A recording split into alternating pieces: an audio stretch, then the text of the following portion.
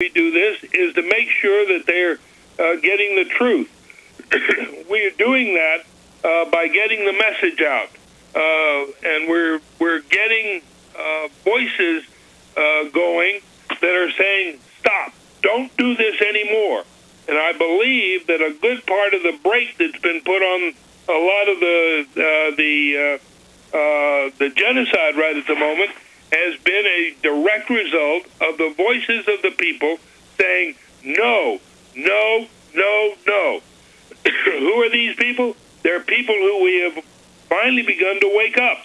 As you well know, Alex, these folks operate in secrecy. They're like poison mushrooms. They grow in the dank, dark shade.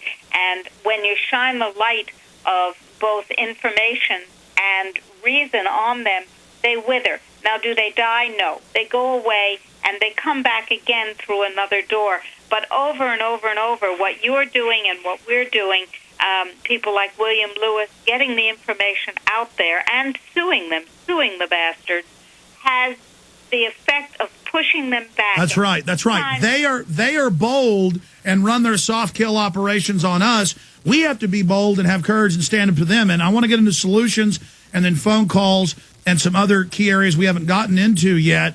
But I wanted to go back to General Stubblebine and Dr. Laibow and make this point. Well, and I need to do one more point that I need to make, and that is, again, back to the principles of war. One of the most important ones is mass. Mass. That means the more voices that you've got, the better your chances are that you're going to turn this thing around. That means everybody needs to go to the website and take the actions that are stated there. They've got to be heard. I want to talk, and the website is healthfreedomusa.org. I want to talk about the Health Keepers Oath. Many people know about the Oath Keepers, the military, and the police and peacekeepers who are, whether retired or active duty, saying, "I will not accept an illegal order." Well, as of October 23rd, when the health emergency was declared, the second stage health emergency by Obama was declared, that means that the entire medical system has been pulled into the vortex, and now it is the hospitals that are going to be used as the staging and the control system, just as the medical system was pulled into the evil in Germany. And so I, as a healthcare professional, have created the Health Keepers Oath.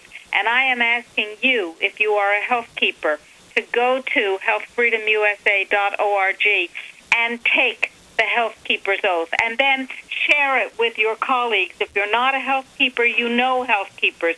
You know doctors and nurses and administrators and janitors and clerks and nurses' aides. That's right. We're having major victories right now. The CFR and others have put out press releases admitting that they're losing their fight to set up a medical dictatorship. And they're very, very angry about it. And they've been caught talking about, oh, let's say there's a shortage. They said this a month ago of the flu shot to create a panic to get it because nobody wants it. They laugh and giggle. They enjoy their psychopathic evil. But before we go to break and come back and take calls and get into more solutions, I wanted to bring this up. And I need to do a whole show on this and present evidence of it and then educate the public. But just take the comments on Infowars.com. And take the comments on YouTube, and take the other sites. The establishment knows they can't attack us from an establishment position because the establishment's discredited. So what they do is they try to get the alternative media to infight with each other by having operatives in there that then try to stir up other weak-minded people. But what we found is we have people lurking on InfoWars that the minute a story goes live, and the stories are going live every 20, 30 minutes, they want to comment first to get the whole comment changing, saying, I'm a Fed, this person's a Fed. Anybody who's good, they say this about, they'll tell lies that aren't backed up, and then they will, because we can see their IP addresses, they will act like they're the other people agreeing with them to create a fake consensus, and then they will say, this site doesn't call for violence, this site is bad and wants you to just waste your time. Nobody's winning. Nobody has any power. We've lost. we're going to lose, and we can then track the IP address, and it's being blocked, and it goes to government servers. The point is, and the government admits they're doing this, the point is they're like Tokyo Rose telling us, you've lost, you have no power, you can't win, speaking up does nothing, you need to go out and shoot people. And then they flip, and the same IP address says, we're calling for violence. So the point is, we're not calling for violence. We're actually having victories and building the history that we have power, showing the people they have power. So I wanted to bring this up to General Stubblebine as we go to break. What is that tactic of black ops and propaganda where they keep telling us we're going to lose, they keep telling us we have no hope, they keep trying to get us to infight? I mean, this is, they're clearly doing this. Absolutely, they're doing it. And it's exactly what you call it, black ops, black operations, and they're doing it so that we begin to turn on each other and get at each other's throats.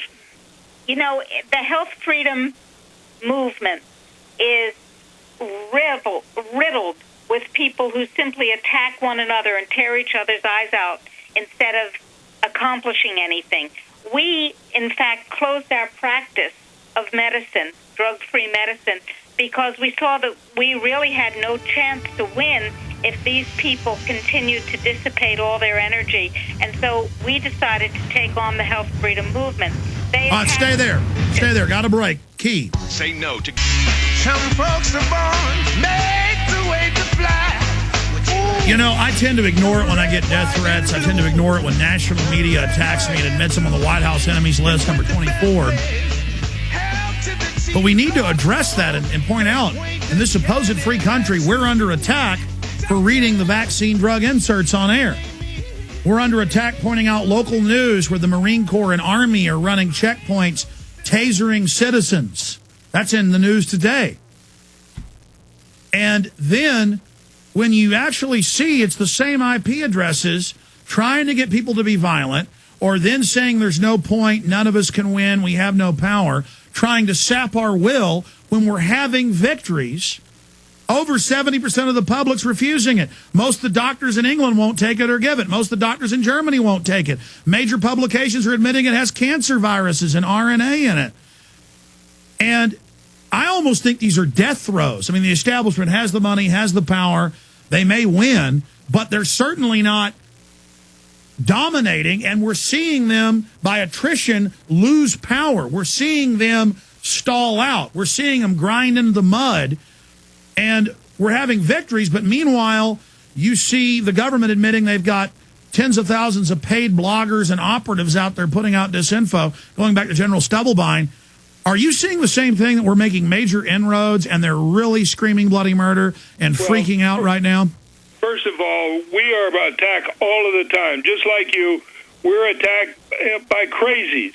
And what we have done so far is absolutely ignore them. We don't spend the time giving them any traction whatsoever. They talk, they fuss, they one of my favorite crazies says, and she's quite well known. She says that people shouldn't buy our Valley of the Moon coffee, which is part of our Valley of the Moon eco-demonstration project. They shouldn't buy our Valley of the Moon coffee because we've laced it with a mind control drug. And my response is, well, when Bert brings me a cup of coffee in the morning, I acquire a mind with the caffeine in the coffee. But that's how crazy it gets, and yet people believe in this stuff.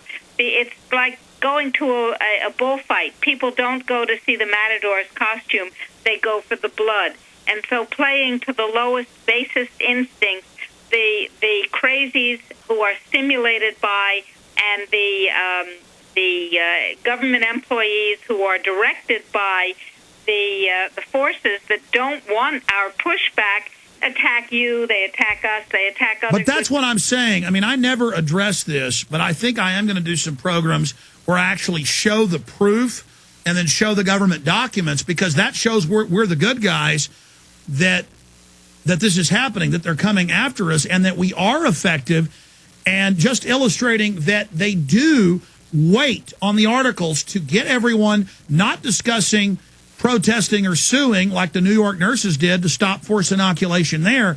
I notice anything effective that will stop them, they're there on the comments to try to turn everything around where the debate isn't about that, and then we check their IPs and they're the government. I mean, that is pure evil. I can't imagine being those government. But it's exactly what Black Ops is about. That's exactly what it is. You know what we